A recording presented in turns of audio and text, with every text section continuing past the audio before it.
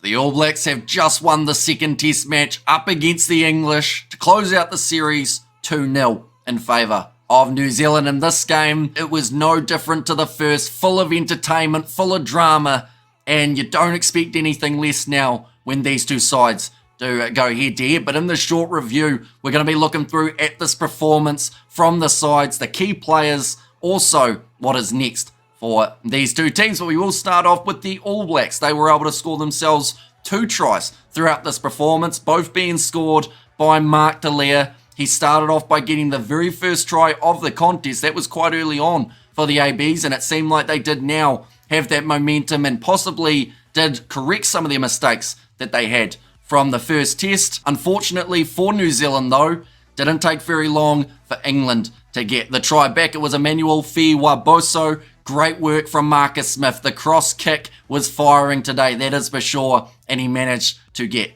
that try assist. But Fiwaboso, in the short amount of time that he has been in this English side, he has shown his potential. He was great today, and I'm sure we will see a bright future for that man. England right on the verge of halftime. They were able to score themselves their second try. That came in the form of Tommy Freeman. Once again, a cross kick from Marcus Smith. Mark Delia. The thing is, this is going to sound harsh, of course, but for a man who scored 2 tries, his game overall wasn't the best. And that's weird to say. Like I said, score 2 tries, have a brilliant performance when it came to the attack, but defensively, that man went missing. That try of Tommy Freeman was because Freeman just jumped over the top of Mark Delia, who didn't even go up for the catch. He was grounded at the time where Freeman came through. So it was a little bit of a situational awareness problem for Mark Delia, I believe, throughout this contest. But England went into halftime 14 points to 13 up over New Zealand. They only got themselves 3 points throughout the second half, England. But that was not because of a lack of trying. They were very close to scoring multiple times, definitely in the last 5 minutes, but it seemed to be the impact that Beauden Barrett brought for the All Blacks when he made his way onto the field that completely changed the momentum of the game. Within a few minutes, he had himself a try assist. That was where Mark Delia was able to score himself his second. He was solid at the back, having some great kicks downfield. There was even one where he kicked the ball downfield as a little chip,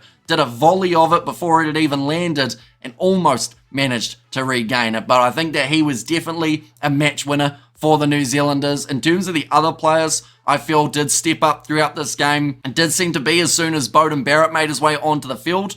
I actually felt like Damian McKenzie did get a little bit stronger. It seemed like those two were on the same page, and then having the youngster on debut, Cortez Aratama, at 9, just to add a little bit more quickness to the breakdown, seemed to be the key to success for this All Blacks team. For England, like I said, Marcus Smith, he was great throughout this contest. Ben Earl always working like he does. I think that Ollie Lawrence, he didn't quite have the same impact as he had in the first game, but he still made some decent hits. He was actually involved in that last controversy of the game where England did not win a penalty due to him breaking off alongside Jamie George. That one they did look at for multiple minutes to make sure they got the call right, and in the end, it was ruled as the All Blacks penalty.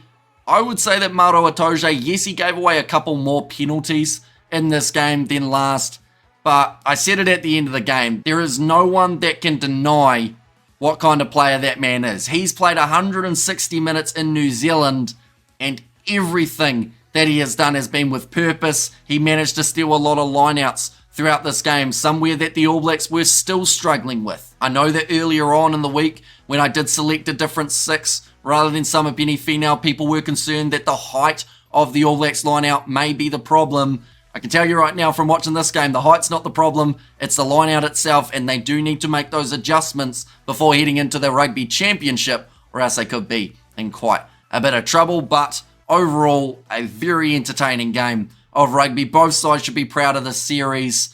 Even though the All Blacks, a lot of people will say they haven't found their form as of yet, they had some good moments in this game, more than the first test. So that is a step in the right direction for this New Zealand side. But I cannot wait to see these two sides face off again in November. This time it is going to be in England that game does take place. So let's see whether or not New Zealand can right their wrong from the last time that they played England in England and get themselves a big win there. But nonetheless, I do thank you all very much for tuning in to this short review. We have got another game that we are covering on the channel in a very short moment. That is going to be Australia versus Wales.